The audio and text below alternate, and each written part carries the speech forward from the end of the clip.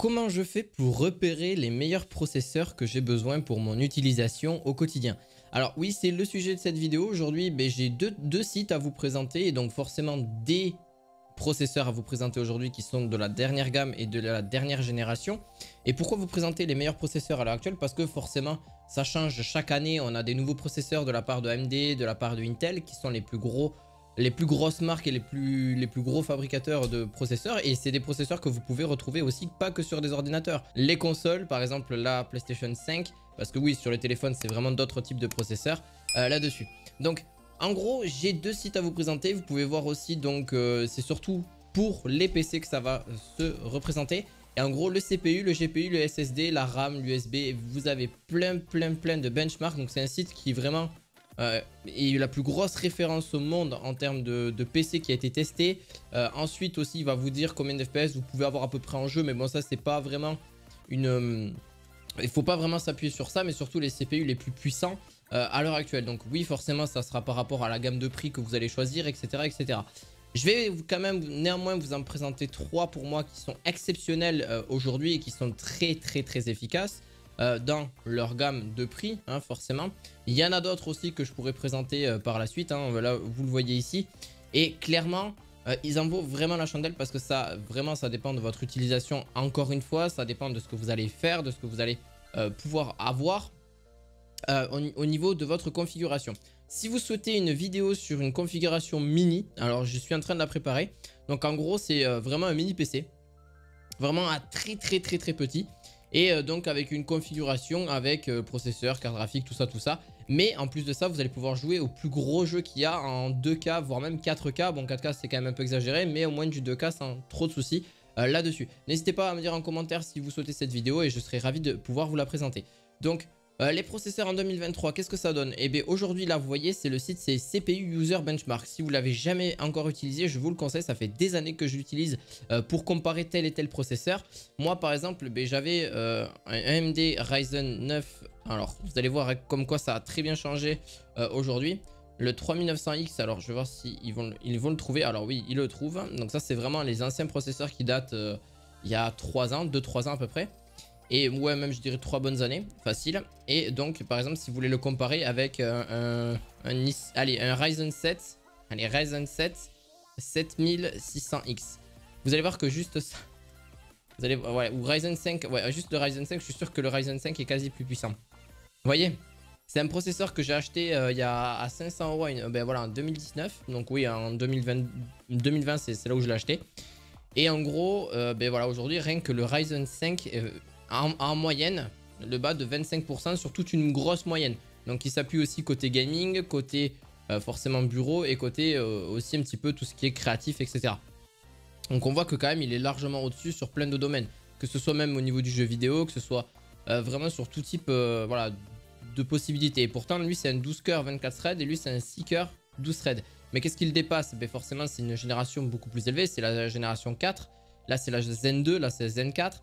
On a une date qui est beaucoup plus récente, donc forcément la technologie est largement au-dessus. Et pourquoi je conseille d'ailleurs ce processeur-là, le Ryzen 5 7600X que vous allez retrouver en description de cette vidéo, il est juste génial pour faire du multitâche. C'est d'ailleurs celui que je compte vous présenter d'ailleurs dans le PC mini, parce qu'il n'est pas très cher. Si vous voulez une config à 1200, 1005, c'est largement suffisant. Moi, c'est à peu près là où je m'appuie sur les prix en général pour un PC fixe, 1200, 1500 €, ça suffit largement pour ce que vous allez en faire en règle générale. Après, si c'est vraiment pour de la 3D, pour vraiment des montages très poussés, pour de la 4K avec des gros fichiers très volumineux, forcément il va falloir aller sur un processeur beaucoup plus élevé et forcément une carte graphique beaucoup plus élevée. Donc c'est le même schéma aussi pour les cartes graphiques. Vous pouvez l'utiliser sur les cartes graphiques, les SSD, les HDD, les RAM, etc. Vous pouvez comparer telle et telle RAM, etc. Donc là par exemple il me dit que le processeur le plus puissant à l'heure actuelle, d'après ces statistiques, c'est le i9 13900KS. Alors, vous voyez que le i9 13900F est même en dessous de le i7 13700K. Donc, clairement, vous voyez qu'il y a une petite différence là-dessus. Par exemple, si je le compare avec un Ryzen 7, parce que là, ça va être le Ryzen 7, ouais, le Ryzen 7 7700X, on a quand même une différence de quasi 28%. Avec un Ryzen 9, parce que là, les 7900, c'est exactement la même génération, mais elles ont 2 générations d'écart. Et là, on voit que quand même, il y a 28%. Vous voyez qu'entre un Ryzen 5 et un Ryzen 9, on n'a pas une grosse différence. La différence, elle se joue peut-être à... surtout pour les rendus, hein, clairement. Mais 7600, on est à 25, là il y a 3% de plus. Alors bien sûr, vous pouvez aller plus bas parce que vous pouvez voir aussi les jeux, comment ça rend, etc. Surtout quand c'est overclocké, etc. Au niveau des cœurs, 1100, là on a 1128 points, là on a 1201. Mais clairement, on voit que le Ryzen 9 est largement dessus. Là-dessus, ça c'est clair et net, il n'y a pas photo. Et franchement, aujourd'hui, si tu le compares avec, bah là, si on prend un Intel Core 13900K, ouais, là, c'est sûr qu'on a 46% de différence. Donc, c'est vrai que c'est énorme, hein. Après, c'est des processeurs qui coûtent 700-800 euros. Mais il faut en avoir l'utilité, encore une fois. C'est pour vraiment des personnes qui l'utilisent en tant que professionnels. Ça sert absolument à rien de prendre des processeurs aussi élevés pour du gaming, hein. Je vous le conseille vraiment pas. Un i7 ou un i5 sera largement suffisant. Un i7, ça sera mieux pour de la 4K. Un i5, ça va un petit peu commencer pour de la 4K. Bon, ça peut être déjà très bien. Je le conseille, mais à la fois, je le déconseille. Surtout pour si vous voulez encore aller un petit peu plus haut. Vous voyez, même la différence, c'est hallucinant. C'est hallucinant, c'est hallucinant. Comme quoi, les technologies, en 2-3 ans, elles se sont améliorées. Un truc de dingue. Chaque année, de toute façon, il y a quelques petits pourcents qu'on prend à chaque fois au niveau de, voilà, du gaming, etc. Alors, il ne faut pas s'appuyer sur ça, encore une fois. C'est des statistiques, bien évidemment.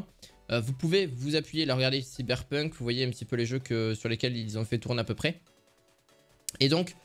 si vous voulez vous appuyer encore plus, vous allez voir les benchmarks sur YouTube. YouTube, c'est très bien pour voir les benchmarks. Ah non, mais c'est génial. La plateforme, elle est géniale pour voir les benchmarks parce qu'il y a des gens qui ont testé pour vous en amont les processeurs. Il y a des chaînes qui existent rien que pour ça. Donc, en gros, je parle pour ceux qui vraiment n'y s'y connaissent pas. Par exemple, le Ryzen 5. On va tester le Ryzen 5 7600X avec une RTX 4060. Ce qui est largement suffisant en soi pour faire tourner les jeux. Alors après, il faut voir en 4K ce que ça donne, ce qui peut-être peut peiner un petit peu. 4K, voyons, je vais mettre 4K, mais ça m'étonnerait que... Ça peut tourner, mais ça va pas être extraordinaire. On va voir.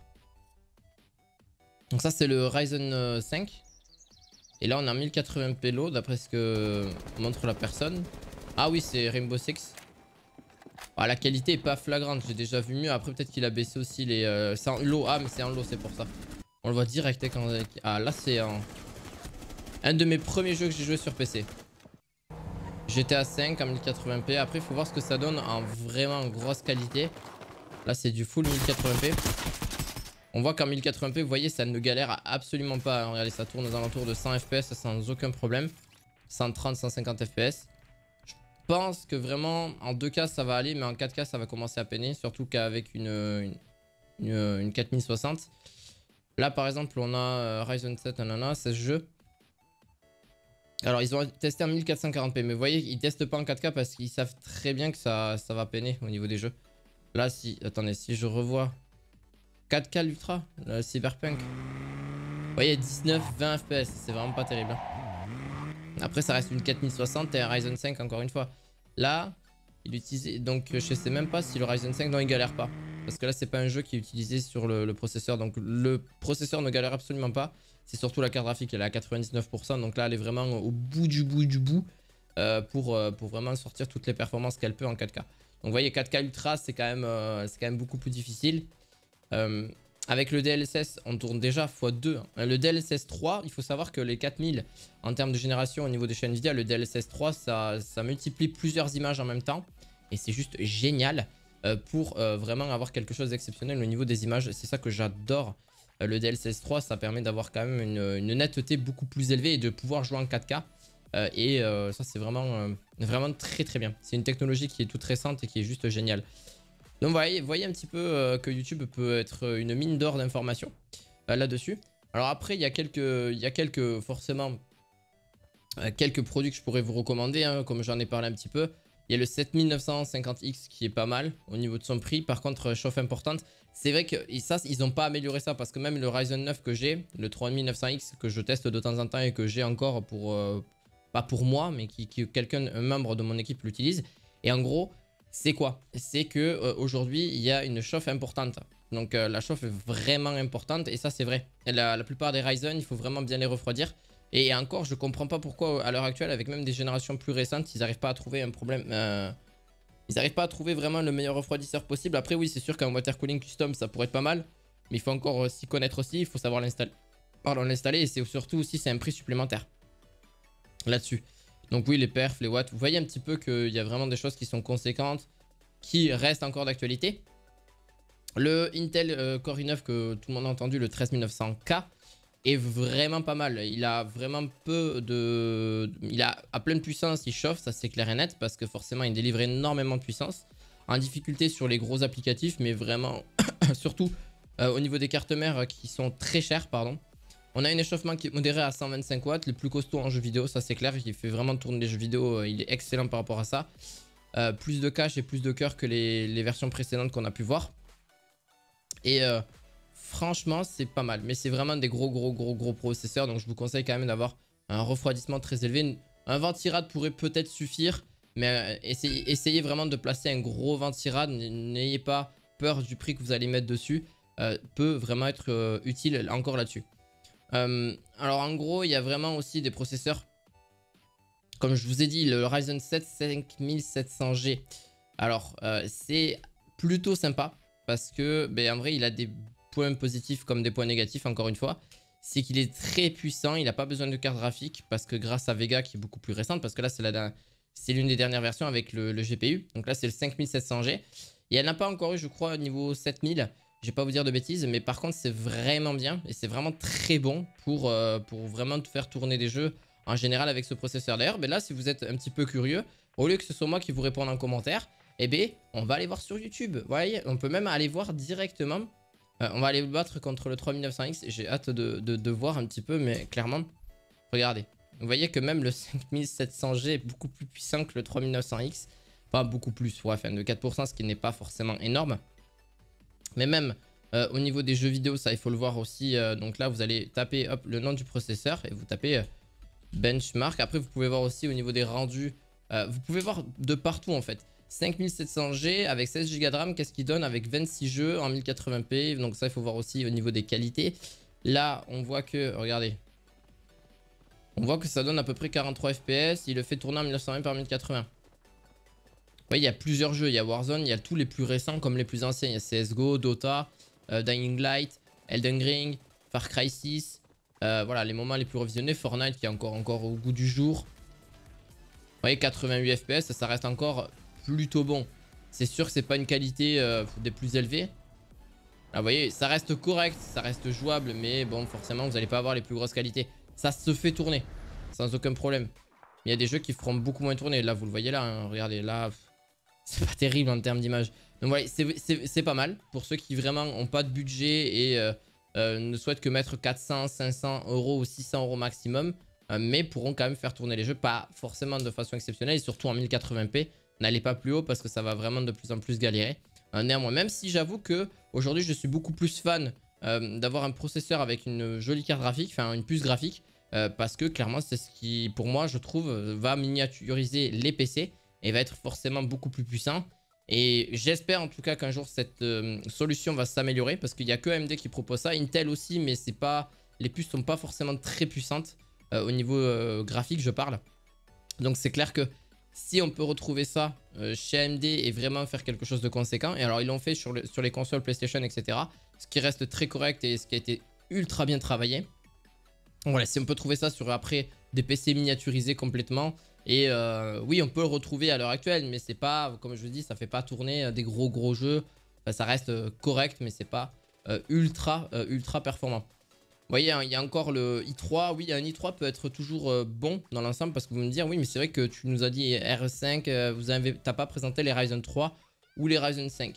Alors, oui, les Ryzen 5 ou les Ryzen 3, c'est vraiment, encore une fois, si vous n'avez pas beaucoup plus de budget que ça. Voilà, il y a un Intel Core i3, si j'en vois un par là. Alors, un i3. Là, c'est le 13100F qui a l'air quand même beaucoup plus performant qu'un Ryzen 7, mais si on met un Ryzen 3 devant, ce qui est souvent le cas. Attendez, je vais voir si j'en trouve un là. De la série 7000, bien sûr, parce que... Alors, Ryzen 3 de la série 7000, normalement, je crois qu'ils en sortent assez régulièrement quand même, mais... Et le 3300X qui est pas terrible. Encore une fois, il faut voir, parce que là, il y a Ryzen 5 et Ryzen 7 et Ryzen 9, mais Ryzen 3, non. Ils ont peut-être arrêté. Alors, je vais pas vous dire de bêtises parce que pourtant j'adore AMD, mais là je suis pas forcément plus informé que ça par rapport à ça. Mais Intel Core i3 reste encore très très bon. Là c'est un 17, ouais. 13100F. Si vraiment vous souhaitez avoir un petit PC, et là par contre vous pouvez mettre un petit ventirad, ça sans aucun souci. Parce que ça ne seulement que 4 cœurs et 8 threads, donc c'est pas ultra méga performant et ça suffit largement pour vous souhaitiez en faire. Mais en tout cas, je vous invite, je vous mettrai tous les liens dans la description de cette vidéo ainsi que les processeurs dont je vous ai parlé. N'hésitez pas si en cas vous voulez passer à l'action. Et puis en tout cas, si vous avez des questions, je serai ravi d'y répondre en commentaire. Mais je pense que j'ai répondu à pas mal d'interrogations que vous vous posez. Comment je fais pour chercher un bon processeur, comment je fais pour regarder un petit peu ce qui me correspond le mieux. Je vous dis à la fois prochaine. Ciao, ciao.